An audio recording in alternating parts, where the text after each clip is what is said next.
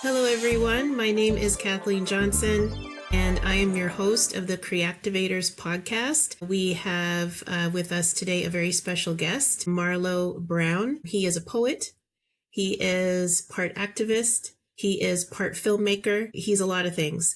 And so we're going to learn from him in how he came to be in BC and what his work looks like. I know he's very busy. I've seen him online giving whole talks at the library and doing a lot of poetry around town, open mics, everything. You seem to be everywhere. So I'm going to let you just expand on that for folks. And take it away, Marlo. So, as Kathleen mentioned, my name is Marlo Browne. I'm originally from Barbados, and I am a poet, spoken word artist, host, organizer, filmmaker, and self-published author of five poetry books. How did I come to be here in BC? Well, I got a job opportunity a couple of years ago that I applied to, and I didn't have the skills required for the necessary position that they wanted. So I wrote a cover letter saying that, although I don't have the appropriate skills, if I can get a job that commensurates my qualifications, then I will be willing to work and learn along the way. That was accepted. I had two interviews, and in the second interview, I thought I was originally going to Ontario, but I heard that I was coming to British Columbia, so I was like, you know what? I want to come to Canada anyway, so it'll be a fresh start, and I'm open to opportunities. So that's how I arrived. Um, I originally was just going to focus on my academic background because I have a Bachelor of Science in Biochemistry and a Master's in Public Health. So I was just going to work and just wait until I get my permanent residence and then go into healthcare. But then I also remember that I had, at the time, two books almost finished wrapping up my third one. And it didn't seem sensible to me to just have them sitting on the shelf and not do anything with them. So I started doing poetry, spoken might in Langley, in Abbotsford, and then at New Year's Eve party, I did a poem for who I didn't know at the time was one of the executives for Black Women Connect Vancouver. And she advised me to start doing poetry in Vancouver if I wanted to become serious as an artist. So from the next year, which was 2023, I started doing that, and it eventually led to where I am now. So, for folks that have not immigrated and might not be familiar with that process, can you expand a little bit on, you said you were told you were coming to Vancouver. Yes. So how does that work? I know like sometimes you are encouraged to go certain places or the government will direct you to certain places. So can you just expand on that, how Yeah. that worked? So the first interview, I think you're getting some feedback as well. So for the first interview, we had a virtual interview, going over the details of the job, what the job would be like. The second interview was strictly about the location. So that's where the opportunity presented itself. You apply for your home country. There's a treaty between Barbados and Canada. So you have my main job is in poultry processing. So it's basically through the farm labor program. So they have select contracts with certain farms or processing plants. So this particular one was based in British Columbia. Others are based in Ontario. Others are based in other parts of British Columbia like Campbell River. And yeah, that as a result, you have to make a decision whether or not, if you're comfortable with Ontario, if you want this opportunity, although it's not in Ontario or not. So that's what it comes down to. Where the opportunity lies itself. Okay, and then you were encouraged to get into poetry, but poetry was not the first thing you were doing. Yeah, poetry was not the first thing I was doing. I had been a poet and author before I left Barbados, but academically, we all go to school and stuff, and I had degrees, so I wanted to focus on my academic side when I came here. But again, that shouldn't take away my artistic side, and I had to make a decision about the passing of time. Would I only wait and suffocate my artistic side so that I could bear the fruits of labor from my academic side? So that was a conscious decision I had to make. Okay, awesome. So I have seen you around town. You're pretty much everywhere. And it looks like you're part of a collective. Can you like talk a little bit more about even your involvement in the Barbados Association? I know that you have a new role there in leadership. So yeah, there's some of the associations that you work with. That's a very important question. So when I first came here, you were wondering, but what opportunities there were for newcomers. It's a different, you get a culture shock. And for me, I didn't know where the Caribbean people were. So, um, our first introduction to that was to a Jamaican restaurant in Abbotsford called Cool Runnings. I haven't been there in a while, but good spot. Um, and this was a place where the Barbadian workers came out and would hang out. So through that, through the person that introduced me to that place, I got introduced to the Barbados Cultural Association. And I was happy for that because there was a chance to see Barbadian people here in a different country. The vice president at that time, Sharon, called me and told me about the association, and I went to their meeting and I heard what it was about. And I was invested, I wanted to know where the Caribbean festivals were, what happened at them, and stuff. And I volunteered for several events with the Barbados Cultural Association, and in 2023, it was under the board sector. Um, I had written grants for them as well, for Taste of Barbados, and then in 2024, after being on executive until that time, I was voted off. I made a step back from the association. Then last year, they contacted me again to contribute and volunteer. And then at the start of this year, I was contacted to be president, which I am now. With regards to other associations, I wanted to build community and be a part of community. So I wanted to see what's going on. I didn't think that I should be in a place where I'm living or I intend to live and don't know what's going on.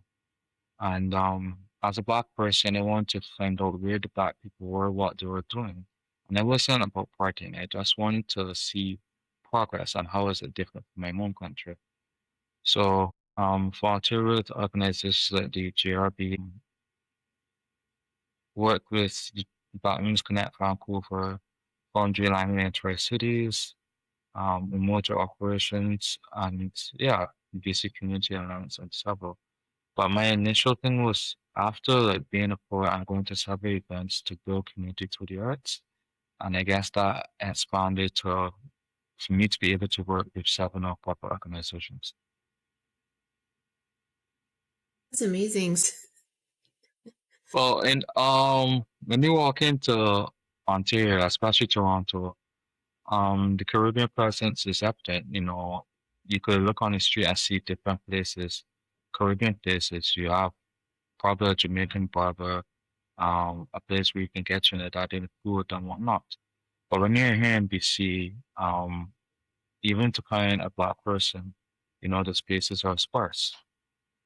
Not many Caribbean places. There are places like Baby Dolls where you can get a roti that was made from a Trinidadian, right? But if you could tell with people that are watching this, my accent alone, you don't hear many people with this accent here, So I've been to places where when I open my mouth, people ask, "Are you from Barbados?" And I was like, how do you know?" And they could hear from my accent.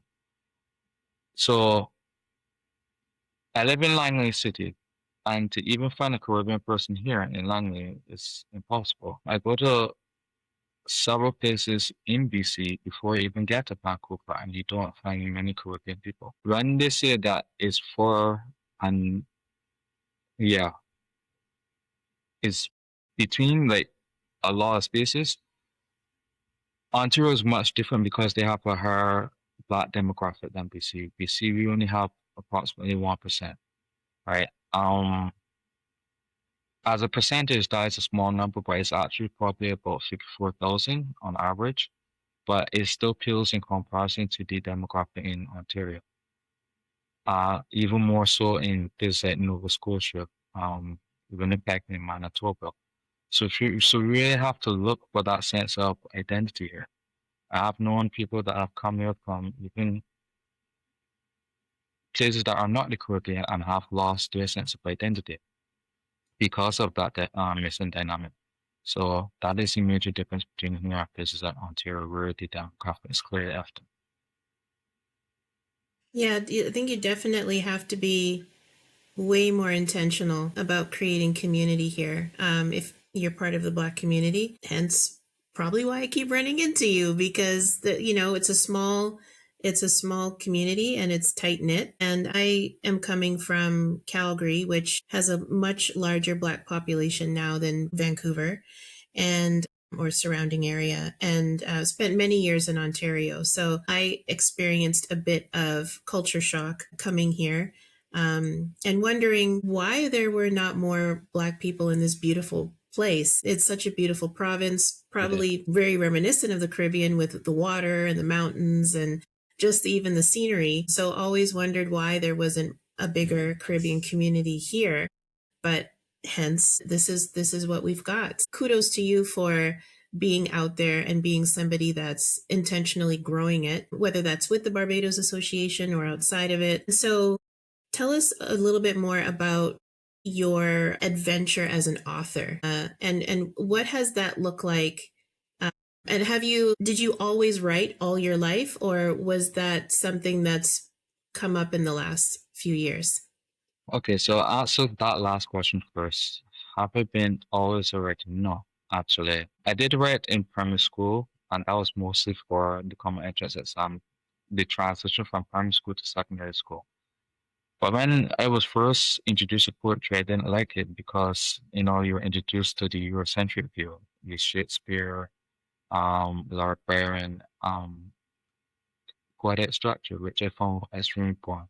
So you were learning things like iambic pentameter, which was synonymous to Shakespeare, represented with plays like Romeo and Juliet, and you hear those stories so much that you get tired of hearing them. So I was not focused on writing at that time, I was focusing on sciences. But as I got older and I went into university, studying my degree in biochemistry, I had an old workmate who started writing poetry, and this was when Facebook and the age of social media first came into play. And every day, this guy would bother me about joining Facebook, bother me about reading poetry. I'm like, no, I don't want to join Facebook. I don't want to be on social media, period. But he was persistent. And I finally gave in. I was like, you know what? Okay. And I had other friends that were telling me, you should join social media. I was like, okay. So I started reading his work on Facebook, and I liked it. And then he introduced me to more poets so I could read their work, and I liked the difference because it wasn't bound by rules, they were not bound by poetic structure. It was free for us. So in the next year, I started writing, and I was just about having fun. And then it changed my mindset, and I realized more and more people were going through a lot of things that bothered them, and they did not have a voice to speak on these things. So I use poetry to speak on those things. The author journey came about after years of writing. When I was just putting my work out there for free, a poet who would become my editor suggested that I should monetize my work. And at that time in 2014, I was still hesitant about it because I didn't think that art should be monetized. I just thought that it should be available for everyone to read. A couple of years later, after poets that I had seen publish books that I started writing after myself and the scene for it. He came back to me again and said, you know what, when are you going to learn that you should be monetizing this? And I said, you know what, okay, fine. I can see it now. So we started that process, and I released my first book in November 2019. And I didn't think at the time that I would get any positive reception from it.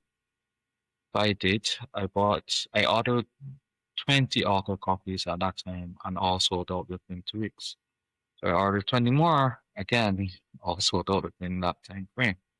So now I let the feedback from there and I started writing my second book after COVID hit. And there was a similar story, but this time I had newspaper interviews. I had nominations for Writer of the Year, Poet of the Year, and Book of the Year in 2021. And this was shortly before I moved here. And then I didn't realize the number of opportunities would increase for as we became published, which they did. So when I came here in 2022, I was finishing up my third book, which originally started as a series of poems for a competition that were rejected, and I didn't want them to go to waste. So blended what my academic side and my artistic side to form my third book. And when I started like going to Vancouver, I carried my books with me to sell. People were interested, um, which led me to want to write more because I was getting exposed to more events after people heard me perform at events and stuff. Along that journey, I had to make a decision because I was having the opportunities, yes, but when I looked around the room, I was the only black and non-native person in the room, the only black and non-native poet. And I had a conversation with my friend, my partner, who was also a poet that I met in 2023, a black and non-native poet as well. And she brought this home to me, we are the black poets, we are the black performance. So I wrote my fourth book in 2023 after reception from my first three books because I was writing from a third person perspective and people want to know who was the author behind these stories. So I started telling more of my story. Um, and ironically, and I was a big Jay-Z fan back in the day, so The Life and Times of Sean Carter actually inspired the title of my fourth book, The Life and Times of a Poet. And I thought it was just that, a homage to rap music and that inspiration. But as I got introduced to more events and I represented a transition in my life where I was moving to live on my own, I realized that that was a very practical name for that for that poetry book because it was what I was going through at the time. And yeah, that won me my first award at the literary Titan. And then I wanted to try a concept I had always wanted to try, what was the Black experience. So that led to my fifth book, Journal of a Black Woman. And it was based on things that I encountered here while living in the province of British Columbia as a black man. I was from Barbados, I still see when I go on the SkyTrain to Vancouver, and there's an empty seat next to me, people not sitting, refusing to sit on that seat. Right. So I want to encapsulate all those things in my latest poetry book. And again, I won a Goldberg Award for that. It's up for the EP Awards for 2026. But to backtrack to that too, 2022, when I was also writing my third book, I was involved with someone and we were talking about domestic abuse and we wanted to write poetry inspired by that. So we did a collaborative poem called I'm Sorry, and I remember posting it on Instagram. My friend Jonathan would then see that poem and say to me, he could see this as a visual poem, as a short film. So we had a lot of conversation about that back and forth, and that led to the creation of my first short film, I'm Sorry, and that was my introduction into filmmaking. So the author journey itself is very complex and has very a lot of sub stories and a lot of sub context. But overall, it's just basically my life as it transitions from one period to the next.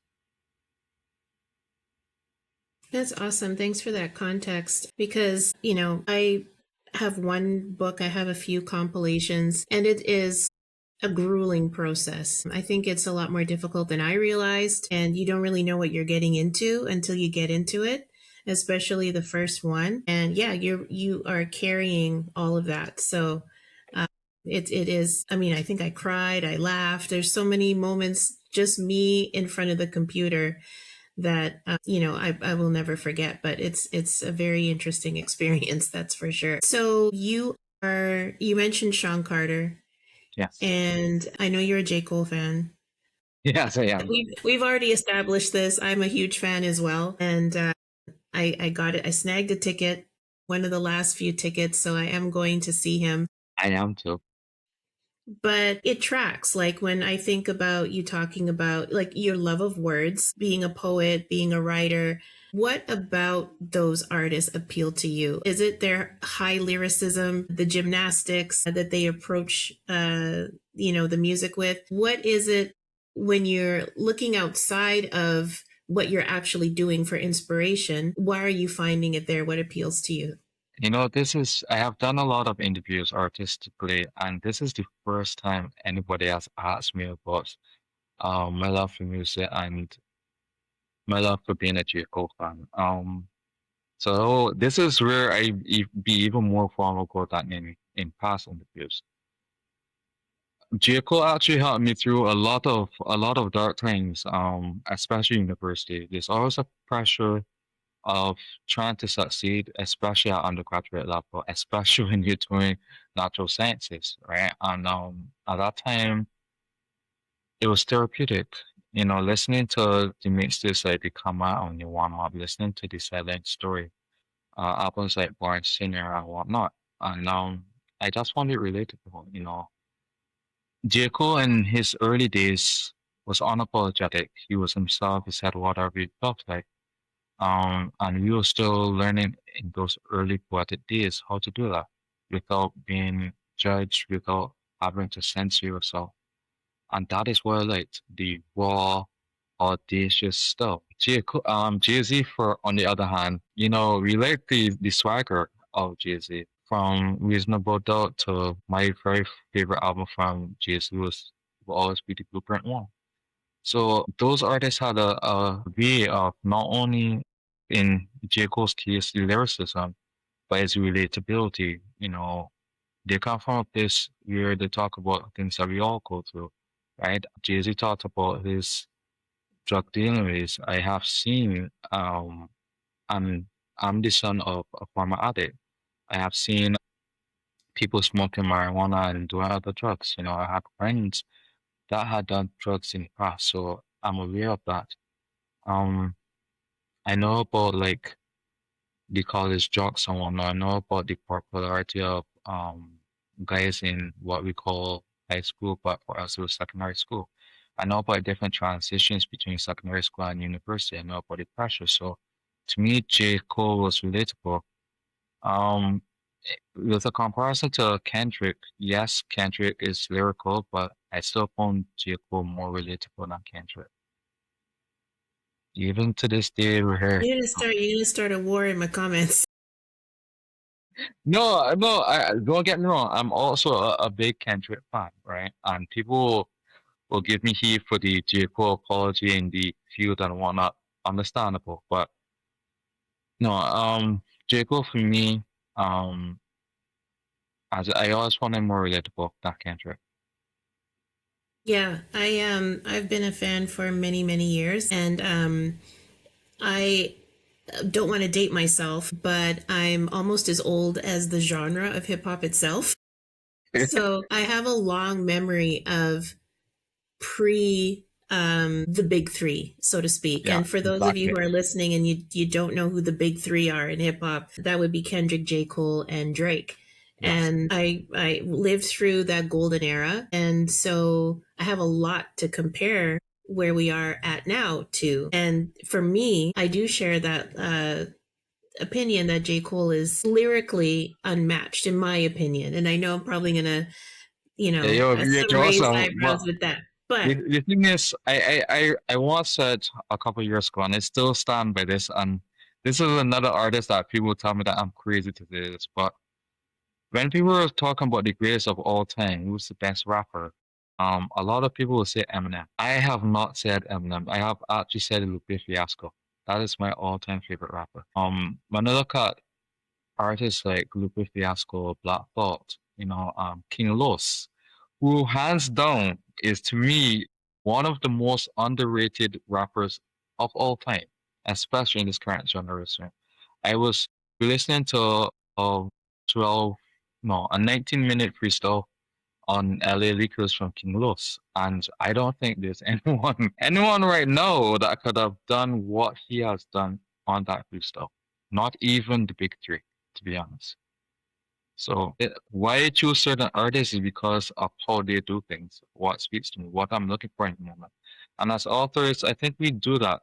For me personally, I go through different phases. So there's a rap, hip hop phase where I want to be extremely lyrical. If I want to write a lot of poems, there's an R&B, soft music phase. Yeah, there is kind of mood music, and that speaks to, it's kind of a part of your project mood board almost. What you're listening to, where you're going, the conversations you're having, it all kind of filters into your project in this weird way. In closing off, what are some of the things that you want people to know about that you're currently excited about, that you're working on, or what's coming up for you? I love this question too. So excited about an upcoming anthology where I contributed two poems, an opening poem and a closing poem. It's the first time that I get to write with authors that are not poets. You know, these authors are writing short stories, totally different genre of sci-fi and yeah, mystery, etc. Did the trailer for it, so that's coming up in June.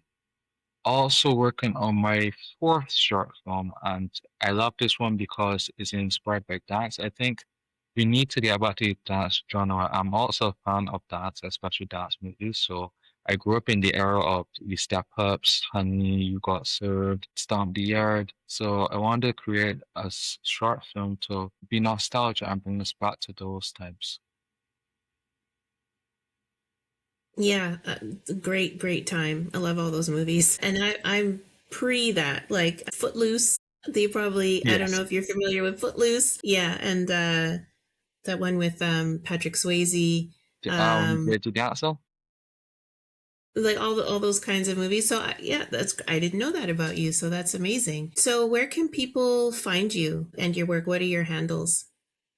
My Instagram handle, main one is at the young gifted 24. They could find me at underscore pint underscore of underscore knowledge or at voice of the voices 07 on Facebook as Marlo Browne, on LinkedIn as Marlo Browne. Um, email address is my first and last name dot 22 at gmail.com. Those are all the places, or in person. Okay, awesome. Well, we'll also everybody have Marlo's information for you in the show notes. So if you want to book him, you know, better get that request in early, because I literally see him everywhere. So he's busy.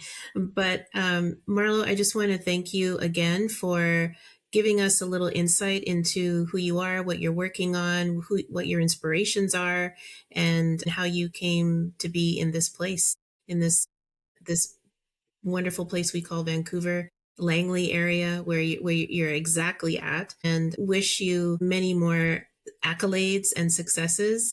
I know they're coming, and maybe we can revisit and catch up as you do more. I would love to, you know, keep you in the loop and talk to you again and see what you're up to. I'm sure the next time we Yeah. chat is going to be a lot more things.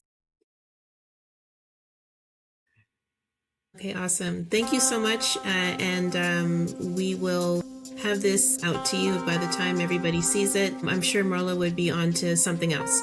So we will catch up with him in some future date. And thank you, Marlo. Thank you.